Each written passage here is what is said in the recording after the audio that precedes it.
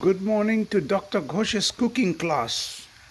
And this is how you make your health. One of the 7 pillars of health is good nutrition, good food. As you know, food can kill, food can heal. It is not my stuff. It is my forefather, Hippocrates, the father, godfather of modern medicine. This my kids and my wife liked yesterday, and in fact, they have sent a personal thank you message on the family group, which is rather exceptional. This is for the first time. Anyway, this is mushroom garlic with Dr. Ghosh twist. And the twist is I have put pancetta, which is not conventional, but I always like to do unconventional stuff because I'm a right brain ADHD person. Look, that's what happened to ADHD. You forget that what you are doing on the other side. So we need some Autobot, to tell, listen guys, you have opened 7 projects with your flurry of ideas and now focus. So I need a focusing instrument like an Autobot, you know what is Autobot, don't you?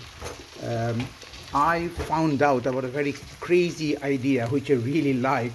There was 2 friends who came from Moscow to California to become entrepreneur, and one guy, I think name is Roman, suddenly died crossing a street, from a road traffic accident, and the girl started to miss him so much. I think it's a girl and a he, because Roman is probably a guy.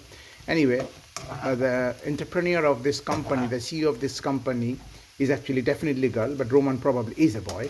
Anyway, so they started a app called Replica. That's fascinating. Some might find it creepy, but I find it fascinating. So, because she was missing her friend, that best friend, who she used to discuss anything and everything under the sky, under the sun, whatever you want to call, suddenly the person is gone. So she scrolled through thousands and thousands of text exchanges they did daily over years and fed all those text messages to an AI, artificial intelligence, machine learning stuff, and then started chatting with that machine. And the machine predicts what question she will ask and how Roman would respond with a return text. And the Roman, who is now RIP, bless him his soul, is still sending text back that if suppose my CEO, this CEO girl says, Roman, I'm really had a crappy day today, and Roman will make a joke, one of his many jokes, and this machine will try to find out what is the commonality of all the jokes and bring new jokes. So it is not repetitive, it is creative as well, but the machine learns. Anyway, so isn't it fascinating? Like my father, I miss him dearly. I know in every situation what my father would say, but it would be good to hear his voice. It would be good to, a random text coming to me from my father, like, Appa, that's my nickname, now you know. Appa, you are spending too much time cooking. Focus on answering emails. That's your priority. Something like that. Sometimes we need to be told. We need to be told by somebody we respect, somebody we love, because sometimes our own brain tells us we don't listen. And the opposite, we criticize ourselves the most. And there have been studies showing that in addiction treatment, when you're trying to, slim down or stop smoking, you miss one day and you take one cookie and you then self-flagellate yourself like, I'm the worst person, I don't have any willpower, what's the point, blah, blah, blah. Actually, that's not true. And the evidence suggests that those who are self-compassionate, who forgive the one-day slip, they, on the long run, will be much better off than the other person. Okay, so there is a book I've just finished reading called The Kindness Method. And it explains with evidence and all this stuff why kindness method works. Because you won't see a fat person on the street and say, oh, that person is so fat, how can he do that? But you do the same thing to you. You just tell yourself, you're crap, you don't have a willpower, how come I am so fat, I can't fit into this dress and all that stuff. So you don't behave to yourself like the way you behave to your parents, your friends, your neighbors, Why is that? Why are we so self-critical about ourselves? And this happens mostly to the patient who are also low in self-esteem. So think about it, yeah? So be your best friend. There's nobody better than you who understands you. And once you become your best friend, magic, just pure magic will happen. Anyway, so this is courgette, and this is onion, and this is leek, and the black stuff that you're seeing is actually I have fried some black cumin and crushed red chili to give it a little bit of sharpness. Oh, I forgot salt. Come on, salt. So salt is gone. So yesterday they liked it. So today I'm feeding them more prebiotic. Prebiotic is fibers. So there's no point taking probiotic, which is a live cultured bacteria. And did you know that it's the bacteria count in kefir, some says also kefir, which is a old East European Bulgarian fermented milk drink, which you actually need non-pasteurized milk. Unfortunately, the one on the shelves in Tesco's and Sainsbury's, they are made from pasteurized milk, so the bacteria cannot live much long. Anyway, but it is still 5 times more powerful than a standard yogurt. So I have seen in India, the southern part of India, people from Chennai, people from Kerala, they always will have a pot of curd, yogurt, like a no sugar, no fruit with their meal all the time. And I always wondered why they're so intelligent. Tamil people, the Malayalam people, they're very, very hardworking and they're very intelligent. And it struck me. And also similar kind of intelligence and hard workship I've seen in people from the southern part of my county, West Bengal, Midnapur. They are very hardworking. Have you heard of the name Matangini Hajra? She was a freedom fighter a long time ago. I haven't met her, but I have read about her. So she hails from the same district of Midnapur, where muri chewing is like a ritual. Everybody eats muri in the morning, muri in the lunchtime, muri is nothing but puffed rice. Anyway, so find out, Google about muri eating. But the curd, the fermented milk, has got so much lactobacillus, and this bacteria is extremely beneficial for your gut health, because the poop, the thing that you think is objectionable and unwanted and basically smelly, bad stuff, 1/3 of that stool is actually dead bacteria. Inside your colon, there's 1 kilogram of microbiome or germs, like good germs, not bad germs, and they do a lot of fantastic stuff. And I'll give you 2 examples. One, they make short chain fatty acid like propionic acid, and that is integral to gut health, the lining of the gut. And if they don't produce that, the lining of the gut become leaky. Second thing I will say, they produce happy hormone serotonin. Have you ever felt that after a bout of laughter, like you're almost dying from laughter, you feel happy? Why do you feel happy and stress goes away? Because inside the gut, these bacteria convert tryptophan to serotonin, which is a happy hormone, serotonin.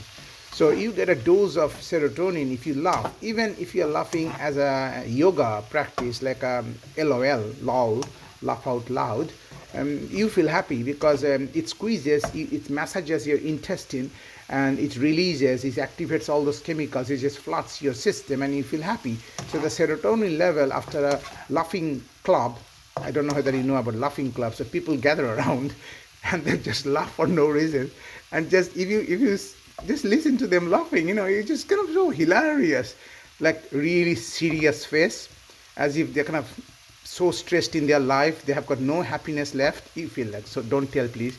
And they're just laughing, ha ha ha ha ha, he he ho ho ho ho. And all the young kids around them, they are laughing way more than these old people are laughing. And the old people are getting so annoyed why the young people are laughing. And this is a regular sight in my home city of Calcutta. You go to the lake and the laughing club people, they are laughing as if they're forced to laugh. And the kids, they're just laughing by seeing them laughing.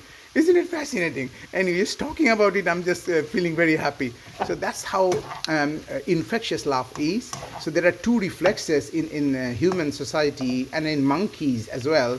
One is yawning. So if one team member yawns, you will have to yawn. That's a signal to the team leader that, guys, slow down. My team is tired. If you don't slow down, my concentration is failing and I'll be eaten by a cheetah. So don't do that. Another signal is laughing. Laughing is a signal to tell your tribe the danger is over. Now chill.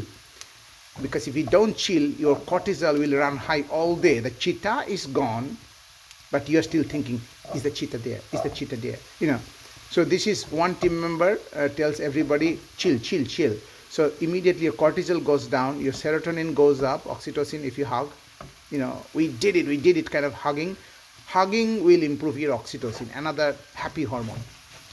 The other happy hormone is dopamine. I'm not going to talk about dopamine today. There are ways of improving your dopamine naturally rather than taking, antidepressant.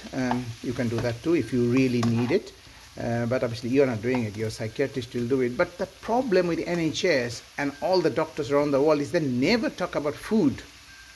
The food can be used as psychobiotics, like it changes your mood, but you don't know what food to eat. You don't even know that tryptophan makes serotonin. You don't know which food has tryptophan. Come to Dr. Ghosh's cooking class. Au revoir. Have a happy Sunday. Today is the second day of Ramadan. 1.5 billion Muslims around the world, they're fasting. So I have decided to fast. This is my second year I'm celebrating Ramadan. So no food, no water from sunrise to sunset. It's a willpower training and you do prayer. Normally you're supposed to do 5 prayers, but I will only do twice daily prayer. I will do the Fajr. I've done Fajr, which is the morning prayer, sunrise prayer, and I'll do the sunset prayer, Maghrib. There is a prayer called noon prayer, which is I think Duhar, and there is an afternoon prayer called Asr, which according to Quran, if I understood rightly, is probably the least important of the 5 prayers, but still do it because it gives you wealth. And there is a scientific explanation why that might be. And the last prayer is Nisha. Isha, which like Nisha. Nisha means right in Indian. Isha, where the prayer you program your mind before you go to sleep to achieve all your wildest dream and change your subconscious mind. So I always try to look at the health tangent, the mental health, physical health tangent to anything that I hear, like experience-wise. That can be Ramadan, that can be cooking, that can be anything, that can be Gita, when I read Gita, the Hindu scripture, or Bible. I look into the emotional intelligence, how teachings of all these holy scriptures is actually meant to boost our emotional health. But the problem is that some of us are doing it only for the sake of religion. They don't know why the religion actually teaches all this. The word religion in Indian Sanskrit is dharma. Dharma means the thing that holds you, because without religion we scatter. And interesting evidence that if one wants to give away a bad habit, you need a tribe, and the tribe, sometimes religion is a tribe. So we focus so much on the bad aspect of religion, all sorts of religion, and people have done more damage in the name of religion rather than anything else, only because for us the religion divides. But I see everything is same. All the religions are same. They're trying to do the same thing.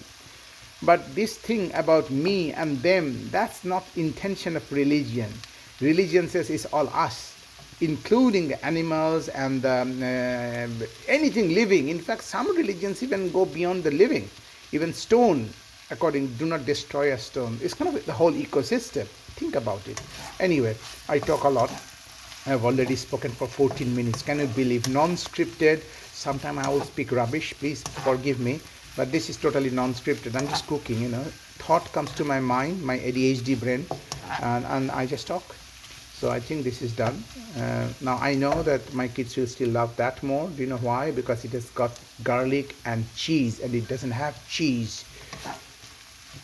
I mean the fattiness. I have to, let me think what I can mix with this to make it a bit more kids friendly. It is tasty, no doubt about that. but I have to make it a bit more soggy because they don't like vegetables when they look at you, and they like stuff like that when everything, unrecognizable. So recognizable vegetable is like a danger signal to kids. No, no, no, no, no. They don't realize they're suffering, and they're compromising their brain health. I try to tell my son. He chose to be a gastroenterologist now, to my happiness, because I want to fill this whole world with gastroenterologists who knows how to cook, not a gastroenterologist who is obese and doesn't know how to cook. Because you need to preach, and to preach, nobody will take your marketing if you don't look the part. So be slim, run every day, cook, know all about nutrition, help others. That's how the world will be a better place. Signing off. Bye bye.